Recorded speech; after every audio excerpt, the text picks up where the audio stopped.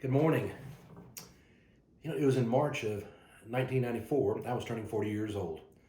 And my family and friends, they were going to have a good time harassing me. They were getting warmed up. It was my administrative assistant who gave me a birthday card that said, "Turning 40 isn't the end of the world." You opened it up and it said, "But you can see it from there."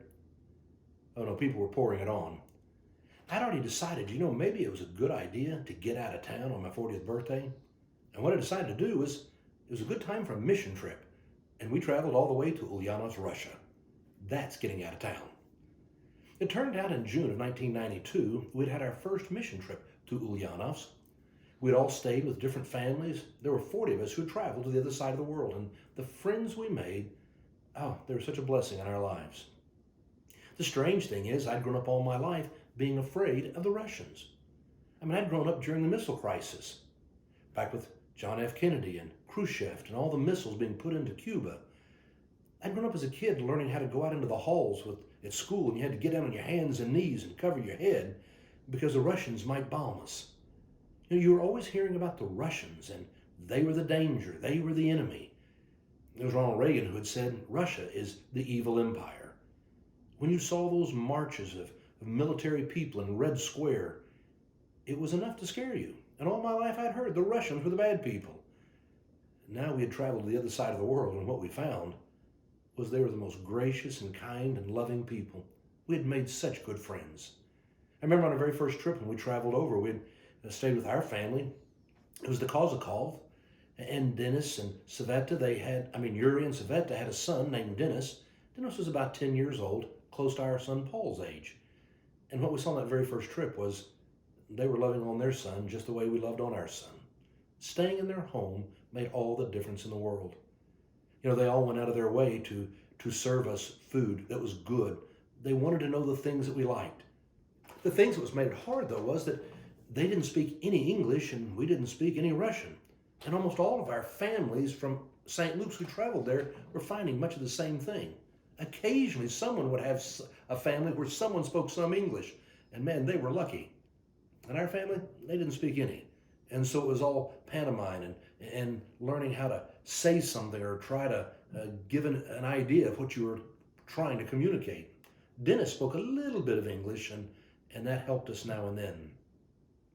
Well, one morning we were having breakfast.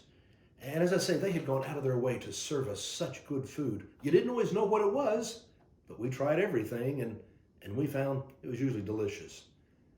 But of course, there's always going to be something that you don't like. Just culturally, it might be different. And as one morning for breakfast, we got up, and Marcia and I came and sat at the table, and what they served us was curds and buttermilk. Now, let me tell you, I didn't care for it at all, and neither did Marcia. But you had to sit there, and we didn't want to offend anybody or hurt their feelings. They've been going so out of their way to feed us so well, and we enjoyed so much. But we were sitting there that morning, and I wasn't sure that I could eat this. And Marcia was trying to eat it spoonful by spoonful, just basically swallowing, and it was tough. Now, one of the things we learned, you could say anything so long as you did it with a smile and nodded, because they didn't know what you were saying. And so I'm trying to eat mine, and I'm smiling and saying, "I can't do this. This just tastes terrible." And she would be smiling, going, "I know, I'm having a hard time, but I'm getting mine down." You could say anything you wanted to, just say it with a smile. And so she was about to get through with hers, and I still had a bowl full there. Marcia and Sveta got to talking, and she turned to look, and I saw my moment when I quickly switched the bowls. I now had an empty bowl and got my spoon and put it down. "Spasibo большое." She looked down and she saw her bowl was full. She looked at me, and I wish you could have seen the look on her face. She told me later, "You're lucky you're not wearing this right now." It wasn't a good moment, but we still said it all with a smile, even though we had some funny words with one another.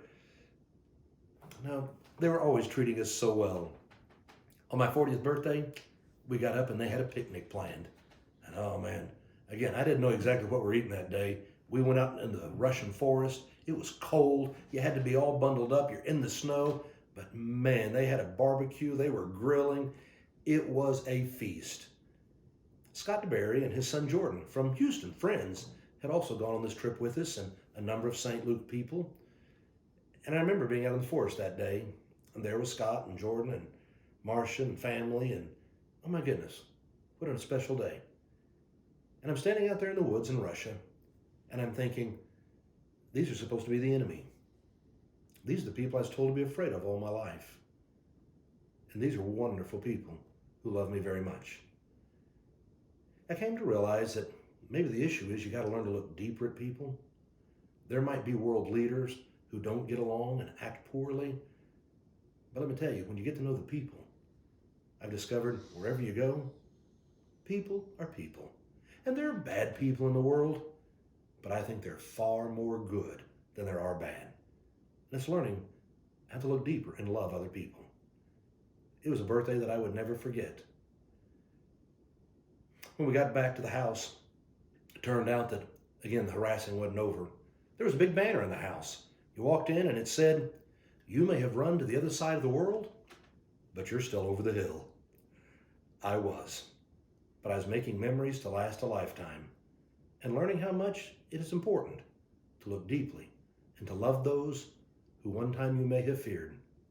It is true. We're called to love your neighbor, no exception. Have a blessed day.